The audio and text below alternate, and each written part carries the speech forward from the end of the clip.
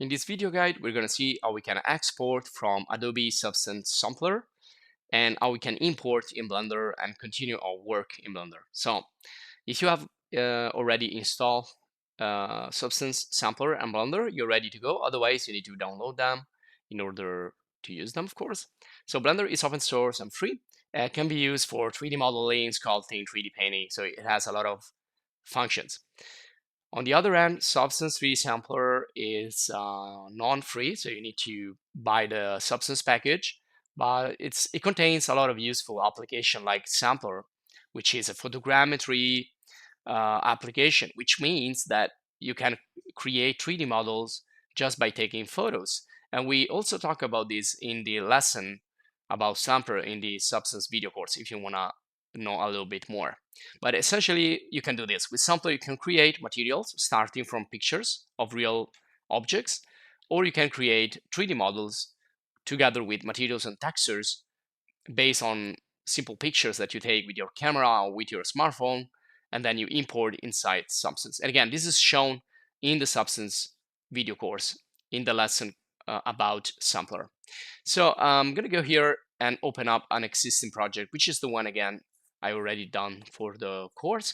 And it's a little bare, but it didn't turn so good because I probably took not too many pictures or not too good quality. It's kind of hard, and I think this is going to be improved in the future, so it's going to be easier to create 3D models from pictures.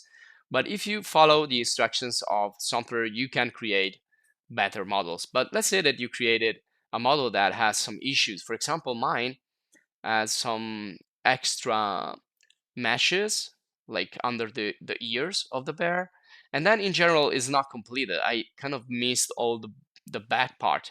I don't know, maybe it's because I didn't use like a plain lining or something, but it didn't get like the back side. So well, I cannot use this to print. I need to fix this. Now sometimes you can use printer software to fix, and of course if you use a better scanner, a better camera, you're gonna do a better job.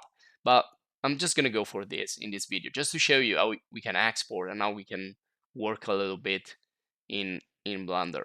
Now here with the plus button, you can also insert more materials, you can insert more light. And for the 3D models in Sampler, the only thing you can do is just create new captures in 3D. So meaning that you can create a new photogrammetry object. So you cannot like fix this model directly in here. You can bring it, you can export it to perhaps Adobe Substance Modeler and maybe try to adjust it there. But in this case, we're gonna export it into Blender. So it's another option. So when you click on File, Export, you can select GLTF as a format because it will contain also the textures. Otherwise, you can also try with FBX and OBJ, but I usually go for GLTF when I need to go in Blender because it works fine. And export. So go to File, Export, and also make sure where you are saving your assets. Now, in my case, I created a folder called Sampler in my Substance 3D course folder. So this is where I am saving the exported files. You can also create a subfolder with the name of your project. In my case, is JB Bear. So I'm gonna export that in that directory. So press export and just go in Blender and then File, Import, select GLTF format, and navigate in the folder where you just saved the GLTF file. In my case, in my Substance 3D course folder, in this one here, well, I exported 2 times, so I also created a subfolder right here, so I can get it also from here, and just import. There you go. Now we can see better the geometry already, and it looks kind of faceted. It doesn't have too many triangles or polygons, and this also depends on how you generated the model in Sampler. And there you go. If we go in the wireframe, we can see that there's no backside. And if you go in the third sphere of visualization, we can see that it's we also have the materials and the textures. Now I'm not going to go too deep in Blender here. Just going to go quick, but if you want, if you're interested, you find an entire Blender video course and also a 3D character design in Blender video course that is going to explain to you everything we're going to see here and also more and more. Now the first thing here, I want to set the geometry to the center, and then I want to scale it down because I want to use that cube kind of to cover the part that is missing. Now when you do this, when you want to fix a model, you need to make sure that all the open part is going to be exactly inside another object. So now this is really difficult because I also am missing some meshes on the bottom part. So I'm just going to create something really weird.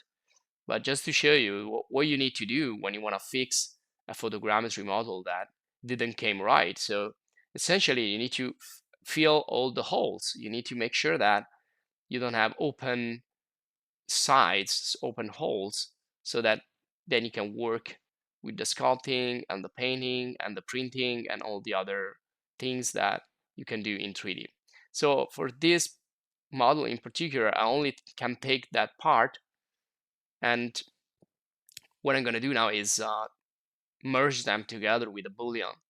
So I need to go to activate, open up the sidebar with the N key, or just uh, opening with the arrow, and then search for the bool tool in the preferences add-ons, activate the bool tool and go back to the sidebar or press N after I select the two objects here. So I select the bear and the box, select both, holding shift and then click with the left mouse, and then go here on the sidebar, go to edit, go to the bool tool. Again, you can open up the sidebar by sliding on the arrow, and then do union. Now when you do union, all the holes will be filled, and also the material now is kind of all over the place, but you can also substitute that if you want.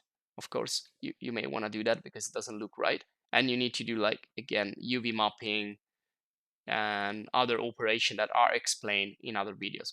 That's just to show you like a quick fix. Now other issues could be that you have extra stuff, not missing stuff. So like this, so if I go in the edit mode, I can select with the face selection, I can delete those just like this brutally, and then I can fix that with the sculpting. I have also some cutting tools in the sculpting to get rid of extra mesh that I don't need, and that's the quickest way you can do that. Now another problem with photogrammetry is when you import models, usually they're not connected. You have all these triangles here, but they're not really connected. And also if I go in sculpting, you can see I have so low poly model here. I have so a low number of polygons, so I can sculpt around, but that is showing those faces too much. So I can try with the smooth, but if I don't have enough polygons, it's not going to work. So there are ways you can increase the number of polygons in Blender, but you can try first with the smooth. If it doesn't work, it means that you need to actually increase the number of polygons. Now, one of these tools can be the multi-res in the generator. So when you apply multi-res, you can click on subdivide and you can increase the number of subdivisions. But look what happens. All the triangles are kind of getting loose because they are not actually connected, as I was saying before. So there is a quick fix for this. You need to go in the edit mode and select all the vertices. So go to select all, make sure all the vertices are selected, and then you right click and you go to merge vertices by distance. So this will make sure that you merge and choose the correct distance based on the how big is your model. And then when you apply this, you can see that a lot of vertices have been removed. So the object has been also optimized, and then you can go for here the subdivisions with the multi-res.